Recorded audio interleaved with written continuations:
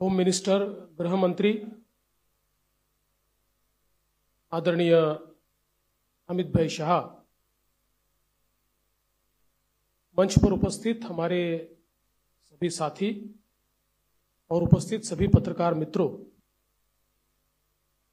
सबसे पहले मैं आप सभी का इस संकल्प पत्र विमोचन में बहुत बहुत स्वागत करता हूं और हमें बहुत खुशी है कि जिनकी प्रेरणा से इस पूरे भारत में हम लोग काम करते हैं, ऐसे हमारे प्रधानमंत्री माननीय नरेंद्र मोदी जी, इनके संकल्पों को महाराष्ट्र में यथार्थ में लाने का काम इस संकल्प पत्र के माध्यम से हो रहा है और भारत में हम सभी को जो ऊर्जा देते हैं, लड़ने की ताकत देते हैं और सामने खड़े रहकर हमारे साथ जो हमेशा युद्ध में आगे होते हैं, ऐसे आदरणीय गृहमंत्री अमित भाई शाह जी के हाथों से ये संकल्प पत्र का विमोचन हो रहा है। हे संकल्प पत्र म्हणजे विकसित भारताकरता विकसित महाराष्ट्र तयार करण्याचा रोडमॅप आहे। मी आपल्याला आठवण करून देतो, 2014 साली आम्ही एक संकल्प पत्र जारी केलं होतं आणि 2019च्या निवडणुकीला सामोरं जाताना त्या संकल्प पत्रातल्या कुठल्या कुठल्या गोष्टी आम्ही पूर्ण केल्या या संदर्भात एक रिपोर्ट कार्ड देखील दिलं होतं। त्यामुळे भारतीय जनता पार्टी करता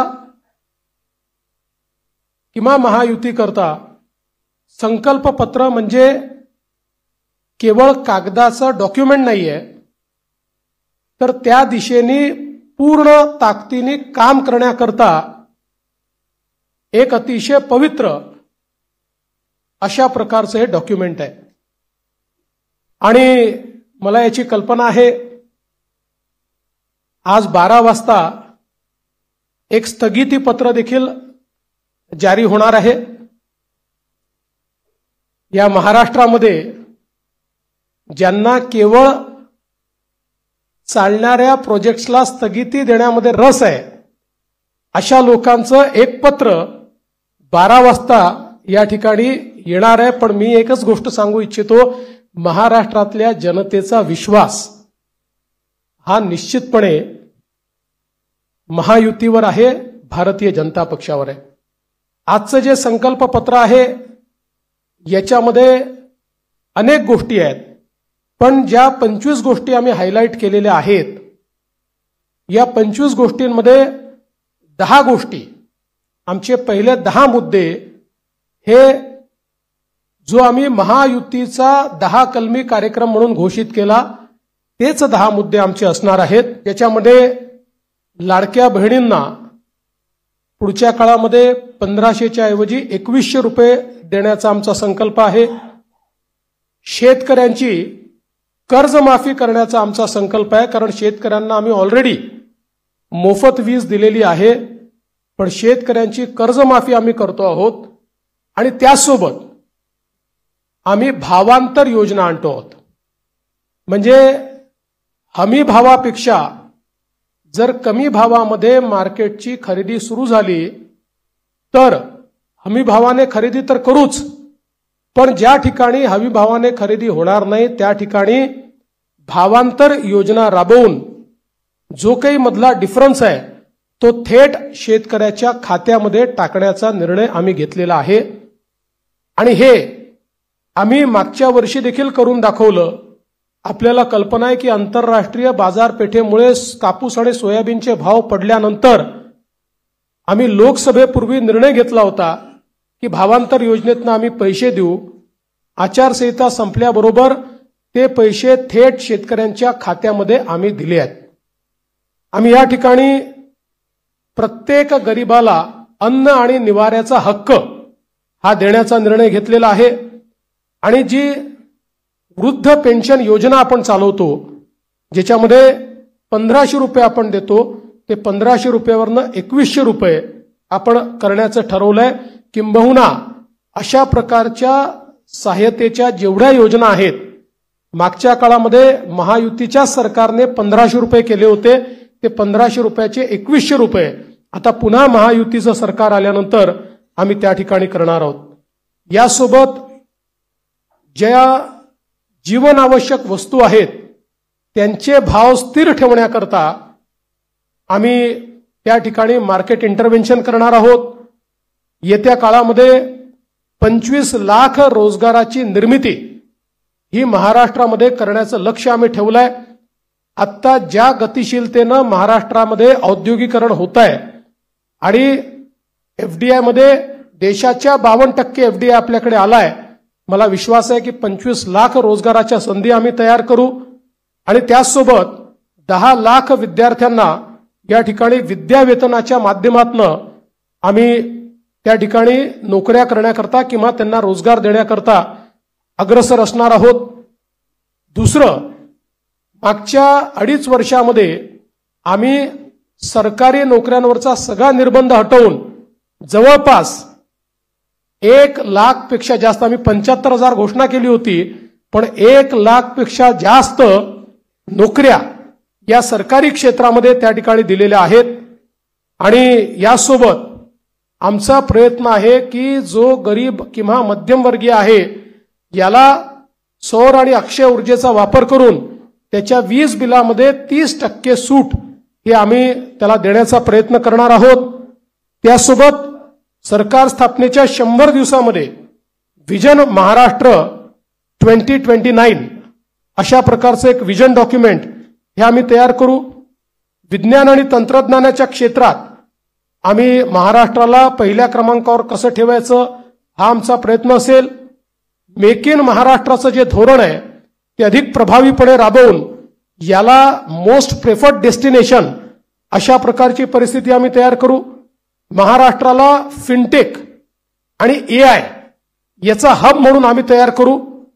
फिनटेक आणि एआय मध्ये सर्वात जास्त पुढच्या काळामध्ये रोजगाराची निर्मिती होणार आहे आणि त्याचं सर्वात मोठं केंद्र हे महाराष्ट्र असेल।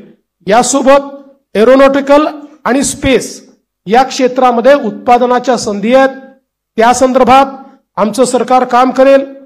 आम्ही असं ठरवलंय की शेतकरी या ठिकाणी जे काही खत खरेदी करतात त्याच्यावर जो एसजीएसटी आम्हाला मिळतो तो एसजीएसटी आम्ही शेतकऱ्यांना परत करणार आहोत।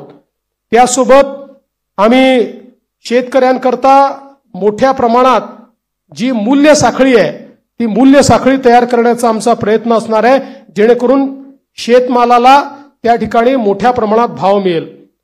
2027 पर्यंत आता महाराष्ट्रामध्ये 11 लाख लखपती निधी आम्ही तयार केलेले आहेत।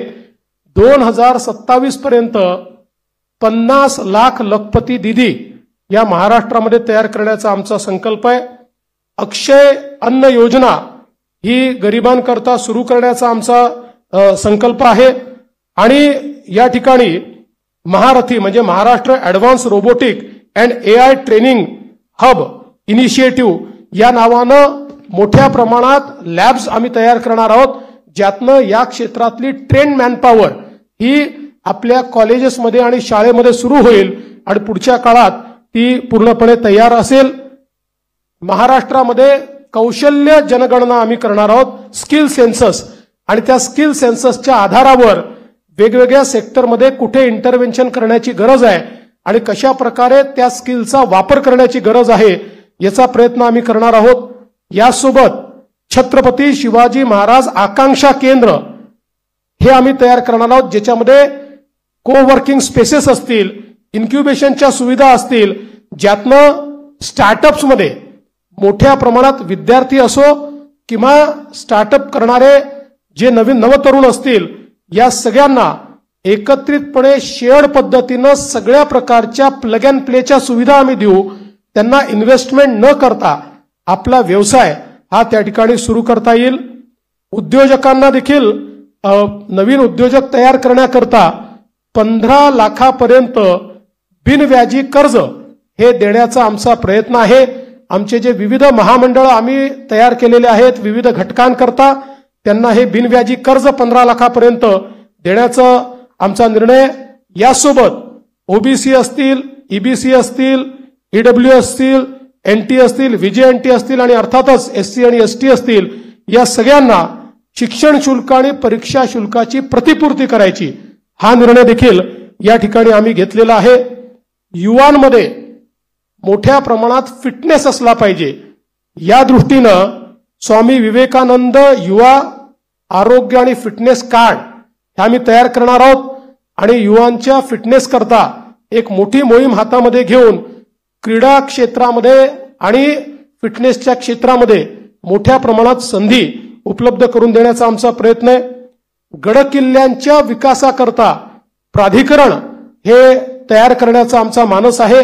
मागच्या काळात काही गडकिल्ल्यांकरता आपण केला पण सर्व गडकिल्ल्यांचं संवर्धन करणारं एक प्राधिकरण हे या ठिकाणी आम्ही तयार करणार आहोत आणि ज्येष्ठ नागरिकांना प्राधान्य देण्याच्या दृष्टीनं एक ज्येष्ठ नागरिकांसाठी विविध सेवा देणारं धोरण आज आपल्याकडे आपण अनेक सेवा देतो पण त्या सगळ्या ज्या सेवा आहेत या सेवांचं एक एकत्रित धोरण हे तयार करण्याचा आमचा प्रयत्न आहे। एकूणच जर आपण विचार केला तर प्रधानमंत्री महोदयांनी आपल्याला जो काही संदेश या ठिकाणी दिलाय की गरीब, शेतकरी, महिला आणि युवा हे जे 4 घटक आहेत जे विकसित भारत तयार करणार आहेत या 4 घटकांना समोर ठेवून आणि त्यांच्यासोबत सिनियर सिटीजन्सला सोबत ठेवून सर्व जाती धर्माचे लोक हे या ठिकाणी आमच्या योजनांमुळे लाभान्वित होतील अशा प्रकारचं एक संकल्पपत्र तयार केलंय। जे मूळ आमचं डॉक्युमेंट आहे याच्यामध्ये सगळ्या क्षेत्रांचा रोडमॅप देखील आम्ही दिलेला आहे। त्या क्षेत्रांमध्ये काय होणार आहे हे देखील आम्ही सांगितलेलं आहे। आता मी त्यातले फक्त 25 हायलाइट आपल्याला सांगितलेले आहेत। आपण जर आमचं पूर्ण डॉक्युमेंट वाचलं तर याच्यामध्ये कुठलंही क्षेत्र सुटलेलं नाही।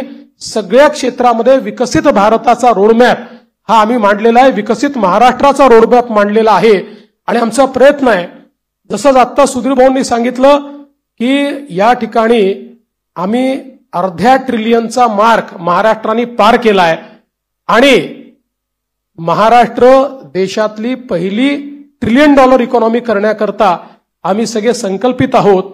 या दृष्टीनं ह्या संकल्पपत्र आम्ही तयार केलाय। हे संकल्पपत्र तयार करण्याकरता सन्माननीय सुधीरभाऊ मुनगंटीवार आणि विनयजी सहस्त्रबुद्धे यांच्यासोबत ज्या टीमने काम केलं त्या टीमचं मी मनापासून आभार मानतो। खूप जवळपास महिने, 1.5 महिने, 2 महिने एक मोठी प्रक्रिया राबवून त्यांनी या ठिकाणी हे संकल्पपत्र केलेलं आहे आणि 2029च्या निवडणुकीला जेव्हा सामोरे जाऊ त्यावेळी या संकल्पपत्रासोबत एक रिपोर्ट आम्ही देऊ की या संकल्पपत्रात काय सांगितलं होतं आणि आम्ही काय काय पूर्ण केलं अशा प्रकारचा रिपोर्ट देखील आम्ही आपल्या समोर ठेवू। खूप खूप धन्यवाद।